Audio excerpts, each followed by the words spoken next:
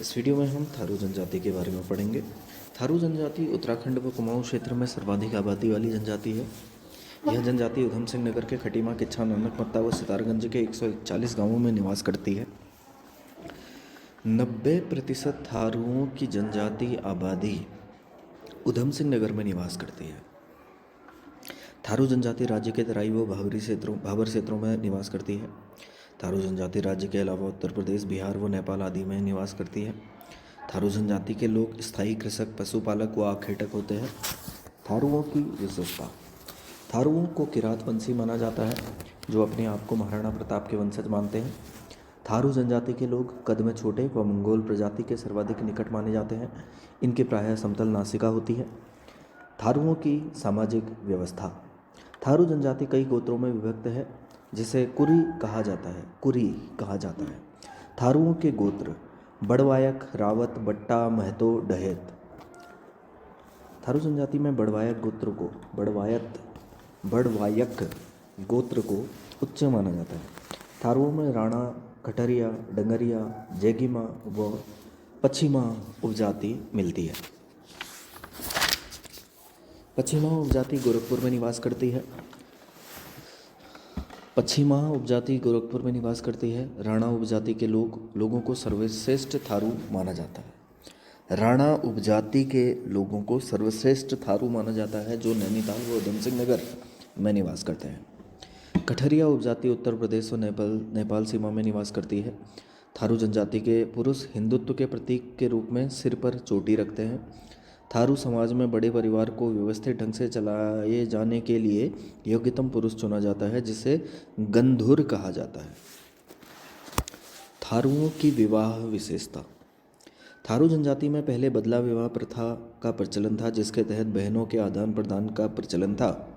वर्तमान समय में 3 टिकटी प्रथा थारुओं में प्रचलित है, जिसके तहत एक दूसरे की बहन की जगह उनके किसी भी रिश्तेदार की लड़की से विवाह किया जाता है। थारुओं में विवाह की मध्यस्थता कराने वाले व्यक्ति को मजपतिया कहा जाता है। दोनों पक्षों के मध्य विवाह तय करने को पक्की पौड़ी कहा जाता है। थारुओं में विवाह की सगाई रस्म को अपना पराया कहा जाता है एवं विवाह तिथि तय करने वाली रस्म को बातकट्टी कहते हैं। थारू जनजाति में लोगों का विवाह प्रायः माघ व फुलोरा दूज में होता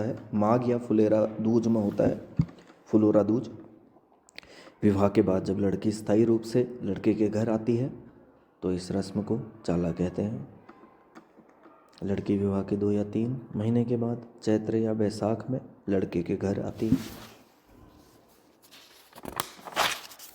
थारुओं में विधवा विवाह का प्रचलन है, जिसके अवसर पर लड़की का पिता अपनी बिरादरी को भोज देता है, जिसे लठ भरुआ भोज कहते हैं। विधवा विवाह में थारुओं में चुटकटा तथा उठाड़ विवाह प्रचलित है। थारुओं की महिलाओं को तलाक देने का अधिकार है, जिसे उरारी कहा जाता है। थारुओं की वेशभूषा। थारू जनजाति के पुरुषों के परंपरागत वस्त्र लंगोटी है। थारू जनजाति का मुख्य भोजन चावल व मछली है। तंबाकू व मदिरा इनका मुख्य पेय है। थारू जनजाति चावल से स्वयं निर्मित मदिरा को जाड़ कहते हैं। थारुओं में कई परिवार में पुरुषों को भोजनालय में जाने की अधिकार नहीं है। थारू लोग वनों में आखेट भी करते हैं, जिसे खाबर कहते हैं। थारुओं की धार्मिक परंपरा। थारू जनजाति में पितृवंशीय एवं पितृस्थानीय पारंपरिक परंपरा देखने को मिलती है एवं समाज मात्र सत्तात्मक भी होता है, क्योंकि थारुओं के समाज में महिलाओं का स्थान पुरुषों से उच्च होता है। थारू जनजाति के लोग प्रतिवर्ष 4 तरह की पूजा करते हैं। थारू जनजाति के लोग धान की बुआई के बाद हरिया पूजा करते हैं और नवरात्रि में दशहरा पूजा करते हैं। थारू जनजाति के लोग हिंदू धर्म को मानते हैं। थारू जनजाति के लोग के इष्ट देव खड़गाभूत व पछावन है। थारू जनजाति के लोग छोटी माता या चेचक की बीमारी दूर करने के लिए शीतला देवी की पूजा करते हैं। थारू लोग पशुओं की रक्षा के लिए ढोर चादी देवी की पूजा, नगरियाई देवी की पूजा ही करते हैं। थारुओं में फसल की रक्षा के लिए जगमथिया देवी की पूजा होती है। थारुओं में शिकार की देवी के रूप में बाघेश्वरी देवी की पूजा की जाती है। थारू जनजाति के लोग काली, भूमिया, करो देवी देवताओं की भी पूजा करते हैं। करो देव देवी देवताओं की भी पूजा करते हैं।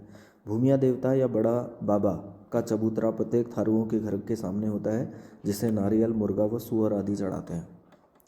थारू जनजाति की त्यौहार परंपरा। थारू जनजाति का प्रमुख त्यौहार बैसाखी या ज्येष्ठ महीने में मनाया जाने वाला बजहर त्यौहार है। थारू लोग दीपावली को शोक पर्व के रूप में मनाते हैं। थारू जनजाति के लोग द्वारा सांस्कृतिक महोत्सव को एक माह थारू जनजाति के लोगों द्वारा होली सांस्कृतिक महोत्सव को 1 माह 8 दिन तक मनाया जाता है। 1 माह 8 दिन तक होली मनाते हैं। स्त्रियों व पुरुषों द्वारा होली के अवसर पर खिचड़ी नृत्य किया जाता है। उजली होली या बैठक होली का संबंध थारू जनजाति से है। थारुओं की राजनीतिक व्यवस्था। थारुओं की बिरादरी पंचायत में 4 प्रकार के अधिकारी होते हैं। बिरादरी पंचायत का प्रमुख चौधरी या महतो होता है, जिसकी सहायता के लिए बड़धेर, भले मानस, चौकीदार आदि होते हैं। पंचायत के अधिकारी चौधरी, बड़धेर, भले मानस, चौकीदार।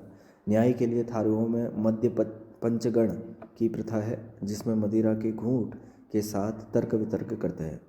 न्याय में मदिरा की प्रमुख भूमिका होती है। थारू जनजाति से संबंधित विविध तथ्य। दिखनौरी प्रथा, जिसे सगाई कहते हैं, की परंपरा थारुओं में पाई जाती है। थारुओं में संयुक्त व एकाकी परिवार प्रथा मिलती है। झुमड़ा थारुओं का नृत्य गीत है। लहचारी थारुओं का नृत्य है। भरड़ा थारू लोग ओझा या तांत्रिक के लिए भरड़ा कहते हैं। उरारी थारू लोग तलाक के लिए उरारी शब्द का प्रयोग करते हैं।